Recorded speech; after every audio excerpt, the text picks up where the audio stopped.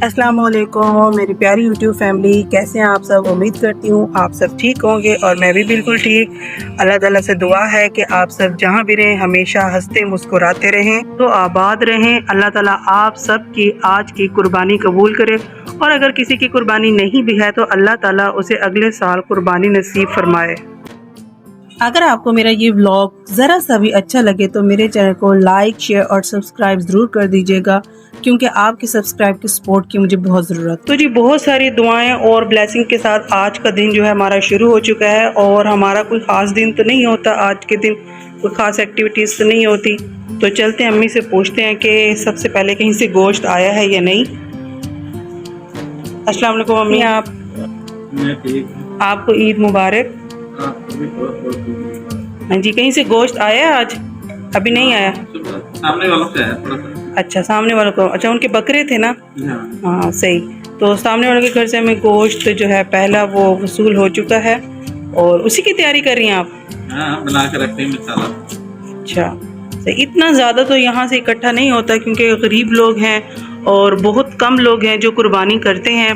तो एक दो ही हैं जो पहुँचाएंगे गोश्त, और बाकी इंशाल्लाह हमारा हिस्सा है। तो अल्लाह ताला उसको कबूल करे, और वो जब आएगा तब हम उसको बनाएंगे। वालिद के बगैर ज़िंदगी बेरौनक, बेमायने और बेमकसद बन जाती है, क्योंकि उनका साया जब इंसान के सर पर होता है तो हर तरह की मुश्किल और परेशानी से इंसान निकल जाता है, और तब किसी चीज़ की टेंशन ही नहीं होती। जब हमारे वालिद साहब होते थे तो हमें किसी चीज़ की टेंशन नहीं होती थी, किसी चीज़ की कमी नहीं होती थी। लेकिन जब से वो इस दुनिया से गए हैं कि हम ऐसे जैसे बिखर गए हैं। हम संभलने की कोशिश करते हैं लेकिन अगले पल फिर गिर जाते हैं, और इसी तरह से करते करते हमें 1.5 साल गुजर चुका है। और यहाँ पर जी जो इसमें हमारा जानवर का हिस्सा था, वहाँ पर भाई हिस्सा लेने के लिए गए हुए थे।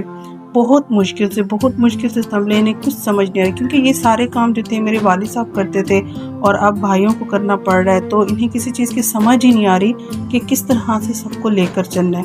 लेकिन अल्लाह ताला जब इंसान से कोई प्यारी चीज़ लेता है तो उसका सब्र भी देता है, हिम्मत भी देता है और हौसला भी देता है। बेशक वो बड़ा गफूर रहीम और रहम करने वाला है, सब्र देने वाला है, और अपने इंसान और अपने बंदे को अल्लाह ताला कभी भी किसी हाल में अकेला नहीं छोड़ता।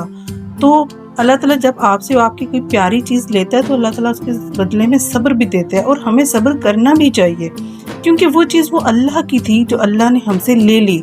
तो हमें रोना पिटना और मातम करना इस तरह से नहीं चाहिए, अल्लाह ताला नाराज़ होते हैं। और जब भी हमारे घर में कोई रोता है या अम्मी परेशान होती हैं तो यही कहती हूँ कि ठीक है, रोना दिल का गुबार निकाल लेना चाहिए, लेकिन उसके लिए अपने आप को बीमार कर लेना और उसके गम में पड़े रहना ये भी गलत है, और अल्लाह ताला नाराज़ होते हैं। तो बहुत सारे ऐसे मेरे बहन भाइयों की जिनकी ईद इस तरह से गुजरे कि किसी के तो दोनों माँ बाप नहीं होंगे। तो मेरी दुआ है कि अल्लाह ताला उन सब को सब्र अता फरमाए, हौसला अता फरमाए, अपनी ज़िंदगी में आगे बढ़ने की हिम्मत अता फरमाए। और ये बहुत बड़ी बात है, और अल्लाह ताला अपने प्यारों को ही इस चीज़ के लिए चुनता है। ड्रेस नहीं पहना? क्यों? ये भी आपका नया सूट था ना? अच्छा, ये आपने सूट पहना हुआ है। मैं आपकी तबीयत ठीक है ना अब? अच्छा, आपको कोल्ड ड्रिंक में पिला देती हूँ। और मैंने भी कोई न्यू सूट नहीं सिलवाया, ये था सूट जो मैंने पिछले साल ही सिलवाया था। लेकिन पिछले साल बस कुछ हालात हमारे इस तरह के थे कि हम ईद जो है वो इंजॉय नहीं कर सके थे। बस अल्लाह ताला की जिस तरह की मर्ज़ी इंसान क्या कर सकता है, और जिस तरह की भी अल्लाह ताला की मर्ज़ी है उसमें इंसान को अल्लाह ताला की मर्ज़ी में राज़ी होना चाहिए। और मुश्किल वक्त तो इंसान की ज़िंदगी में आता ही रहता है। पिछले साल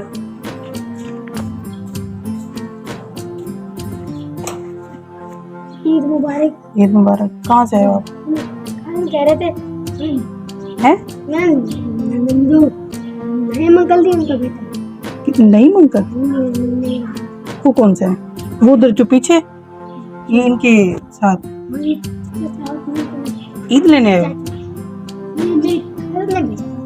क्यों? अच्छा, रुको मैं आती हूँ। देखते हैं, क्योंकि हर ईद पर मेरे अब्बू ना बच्चों को ईदी दिया करते थे। तो देखते हैं, शायद वही बच्चे आए हुए ईदी लेने वाले। तो देखते हैं, उनको ईदी देते हैं।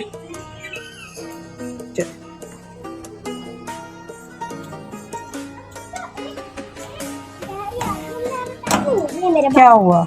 ईद मुबारक। खतीजा ईद मुबारक। चलो आज खतीजा। और वो कौन है? ये मेरे कसन। अच्छा, इनको बाकी तो ईदी खत्म हो गई। ये इधर ही है? हाँ। तो भाई आएंगे ना शाम तक, तो इनको फिर तब दे ये तो देंगे। उधर से निकलने पे। कहाँ, कितनी दूर से आएंगे? ये उधर से। अभी यही है ना दोपहर तक, वो कुर्बानी करने गए हैं तब आएंगे ना। आप खतीजा आपके पड़े हुए मैं आपके दे देती हूँ। 2 बच्चे और भी आए हुए, मैंने कहा ईदी तो खत्म हो गई, उनके लिए फिर शाम को दे दूंगी मैं।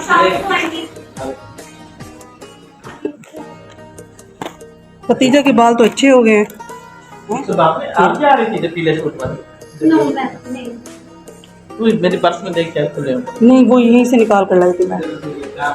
ये इधर ही है ना, जैसे वो भाई आते हैं ना वहाँ से कुर्बानी से होकर, फिर इन 2 बच्चों को दे देंगे। ये आपके फूफो के किसके बेटे हैं? मेरी आंटी के। अच्छा, खाला के बेटे हैं। चलो फिर किसी बच्चे को भेज कर ना पूछ लेना भाई आ गए हैं, फिर मैं इनके निकाल। इसके भी रह गए ना? हाँ इसके भी रह गए। हाँ, 3 बच्चों के। लाजमी आना, ठीक है? दोपहर की नमाज के बाद आ जाना। तो जी ये थी वो बच्चे, क्योंकि सुबह बहुत सारे बच्चे आए थे, तो हमने सब बच्चों को जो है ना 20 किसी को 30, तो इस तरह से ना हमने ईदी बना के रखी हुई थी बच्चों की, क्योंकि इस मोहल्ले में ना बहुत सारे गरीब बच्चे रहते हैं। तो हमने सोचा था कि ये हमने 2 साल से ही शुरू किया हुआ है कि मेरे वालिद साहब जो थे तो वो इन सब बच्चों को ईदी देते थे। बस याद नहीं रहा, और उदासी में वालिद साहब को याद करते हुए अम्मी को याद नहीं रहा पैसे जो एक्सचेंज करवा के रखवाने का। तो बच्चे सुबह काफ़ी सारे आ गए थे, तो जितने थे उन काफ़ी सारे बच्चों को तो हमने ईद दे दी थी, लेकिन जो अब 3 बच्चे हैं ना वो रह गए हैं। तो इंशाल्लाह जैसे भाई आते हैं तो हम इन बच्चों को भी ईद देंगे। कुछ इस तरह से मेरे ड्रेस की लुक है, और कुछ ख़ास तो नहीं है, लेकिन ठीक है। अल्लाह का शुक्र, अल्लाह ताला ने जो भी दिया है अल्लाह का लाख लाख शुक्र है। और मेरी तरफ से भी आप सबको बहुत बहुत ज़्यादा ईद मुबारक, और कोशिश करें कि ईद की खुशियाँ उन लोगों के साथ बांटें जो लोग गरीब हैं, जो लोग इस तरह की खुशियाँ जो हैं वो नहीं डिज़र्व कर सकते, या वो नहीं किसी के साथ निकल सकते या किसी के साथ मना सकते। तो उन लोगों के साथ ये खुशियाँ आप लोग ज़्यादा से ज़्यादा बांटें।